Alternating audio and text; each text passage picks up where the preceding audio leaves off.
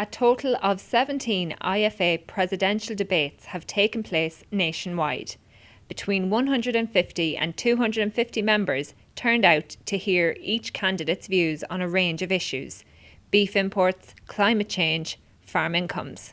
However, after a recent spate of farmer-led protests, one question was routinely asked: how will the candidates unite farmers if elected IFA president? I believe that we need to connect more with our farmer members on the ground, and I believe that as an organisation we do need the expertise working in Dublin, working in Brussels for us and taking on the big challenges, and we may need more expertise in relation to the environment and the issues that we have to face there.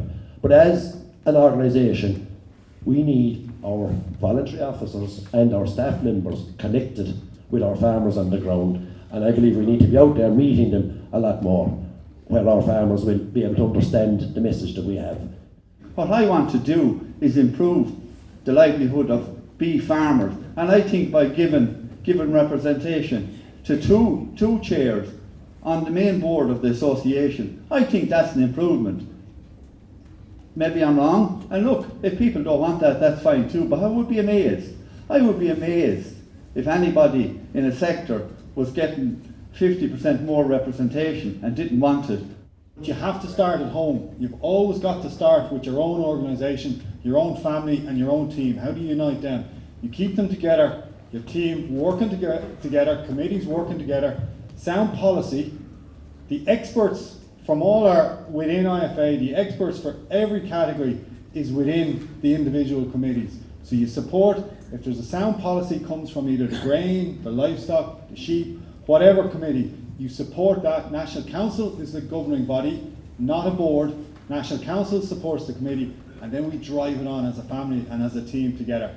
With agriculture coming under continued threat from an environmental and urban media perspective, another question regularly floored at the hustings over recent weeks was: what will each candidate do to counteract negative and inaccurate information that is circulating about farming? And some of the agencies that maybe some people are intent on pulling down and destroying, agencies like Bord Bia, ICBF, the JRC, those kind of agencies are actually going to provide us with the statistics, the data and the information to provide the correct arguments to make our case on why Irish food, Irish beef, Irish dairy, Irish grain, why it is environmentally sustainable. So we need to harness that. First thing I think that we have to do is that we have to have the right people to be able to put out into the general public. I do believe that we need to collaborate with people that has credentials in order to get into the likes of the RTEs and the media, because as farmers they are not prepared to put us on. And I mean, we can see what happened in RTE last week, and to me it's a total disgrace. And I would ask where the Broadcasting Commission has been in the representation that was right across the whole week in attacking farmers.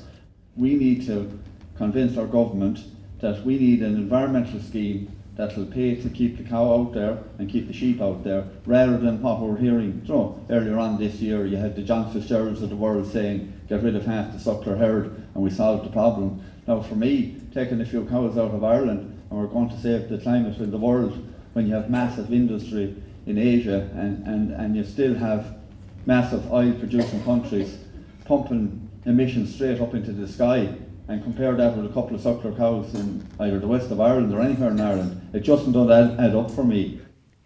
After setting out their stalls and having withstood a difficult line of questioning from members, contenders Tim Cullinan, Angus Woods and John Coughlin made their final pitch to voters at the last debate.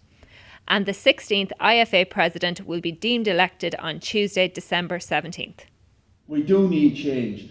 IFA is around a long time now. Came from NFA. It has served us very, very well all our lifetimes. I know it. I came from a small sector. I know the value of having 70 or 80,000 members behind us. That's what we're about, all working together. We have to unify, we have to work together. And I said, we have to have a plan. Without a plan, we fail. So I am the only candidate that nailed my colours to the map. I put a plan out when I set out on my journey last July. I'll stick by that plan. I think it's the right thing to do, and what I will say is, if you don't want change, stay as you are, but if you want change, please vote for Tim Cullinan and I will deliver.